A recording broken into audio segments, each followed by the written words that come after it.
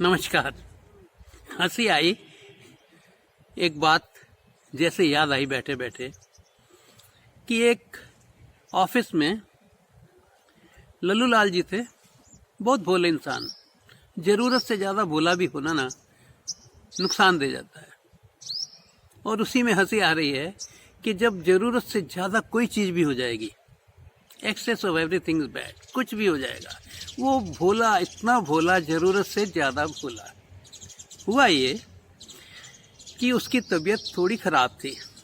Office में लड़कों, उनके स्टाफ ने, उनके मित्रों ने देखा तो उन्होंने कहा, लल्लू लाल जी आप घर चले जाओ, सो जाओ, आराम करो, लगता है आपको थोड़ा बुखार है, तबीयत ठीक नहीं है आपकी। और उन्होंने कहा नहीं नहीं, मालिक आ गया तो क्या कहेगा कि यहाँ है नहीं। वो कहते हैं आज नहीं आएगा, आज सैटरडे है और वो इस वक्त चले गए, और इस वक्त रोज चले जाते हैं सैटरडे, फिर आते नहीं हैं। खैर डरते डरते, क्योंकि भोले थे ना बहुत, चले गए। अब जैसे ही अपने घर पहुंचे तो उन्होंने देखा बाहर जो है मालिक की गाड़ी खड़ी है। तो हो सकता है उन्होंने कहा यहाँ कहीं आए हों। तो फिर भी जब अंदर गया तो बैक साइड से, अपना दरवाजे से उन्होंने बैक साइड से अपना शीशे में से पर्दा हटा के देखा, तो देखा कि उनका जो मालिक था उनकी पत्नी के साथ बेड में था। ओहो, हुआ क्या, भोला तो था बहुत। उसने आराम से चुपके से, पता न चले किसी को, कहीं मालिक देख ना ले, और दबे पांव बाहर निकला और जो भागा ऑफिस की तरफ, और जाके अपने काम में लग गया। स्टाफ ने पूछा क्या हुआ? कहता है मैं बाल बाल बच गया, मालिक ने देखा नहीं, अगर देख लेता तो कहता कि तू कैसे दुकान ऑफिस से घर पे आ गया, मैं तो बच गया। आप समझे, ये इतना भी भोला नहीं ठीक होना चाहिए। तो excess of everything is bad. ये जब तक समझ नहीं आएगा ना, खाना भी आप जरूरत से ज्यादा खाएंगे तो भी तंग हो जाएंगे, और जरूरत से ज्यादा भूखे रहेंगे तो भी तंग हो जाएंगे। तो बुद्ध ने यहाँ बहुत बढ़िया बात कही। उन्होंने अपने सूत्र में कहा था मध्यम निकाय, यानी मिडिल वे। जीवन में जब तक बैलेंस नहीं होगा, आप नट भी देखो ना, रस्सी में चलता है तो बड़ा देखने वाला होता है कि यहाँ थोड़ा इस साइड होगा तो इधर गिरेगा, उस साइड होगा उधर गिरेगा। तो उसके चलने का भी तरीका है, बैलेंस में तभी चल पाता है। हम लाइफ में क्यों नहीं चल पाते? बहुत धन इकट्ठा करना है, बहुत धन इकट्ठा करना है। स्वाद कब लोगे धन का? धन तो इकट्ठा हो गया, तुम कहाँ हो? तुम्हारा तो कुछ अता पता नहीं है। तो जब एक्सेस हो जाती है कोई चीज भी, कहीं भी देखो आप, जरूरत से ज्यादा चालाकी भी जो है ना, वो भी नुकसान देती है। अब इतना ही कहना चाहता हूं मैं कि अपना अति नहीं करो। अति का मतलब हो गया एक्सेस। जहां हो वहीं ठहर जाओ,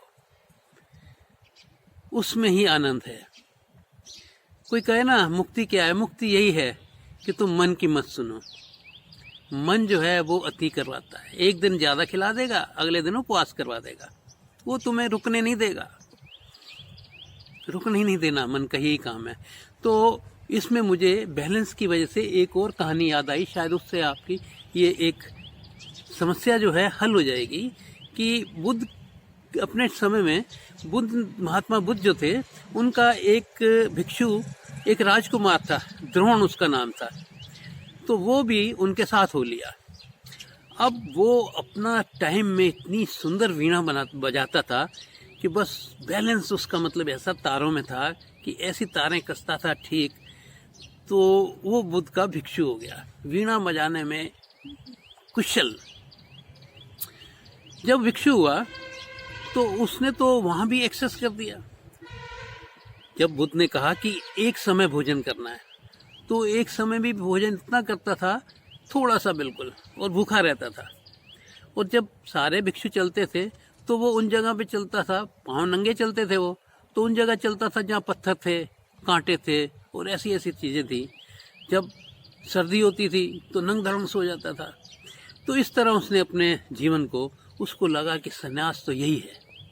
तो जब भिक्षुओं ने बुद्ध को शिकायत की, तो बुद्ध जिस वक्त उन्होंने बुलाया कि द्रोण तू जीवन कैसे जी रहा है, तो वो तो बड़ा अहंकार में था कि मेरे जितना कोई सन्यास नहीं कर सकता, मेरे जैसे कुछ उपवास नहीं कर सकता, मेरे जितना। तो मेरे में उसने ये अपना जब बताया तो बुद्ध को अंदर से तो हंसी आई।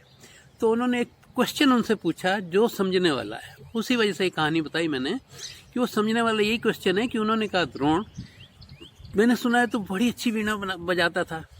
उन्होंने कहा हाँ, तो मुझे एक चीज़ बता, वीणा के जब तार जो है बैलेंस होते हैं तो संगीत निकलता है, अगर ज़्यादा कस देगा तो क्या होगा? वो कहता है ज़्यादा कसूंगा तो टूट जाएगा, और अगर ज़्यादा नहीं कसेगा, ढीले छोड़ेगा तो संगीत नहीं निकलेगा। तो उन्होंने कहा संगीत तो तभी पैदा होगा ना जीवन का, जब तुम बैलेंस जियोगे, ना तार ढीली होगी ना बहुत टाइट होगी।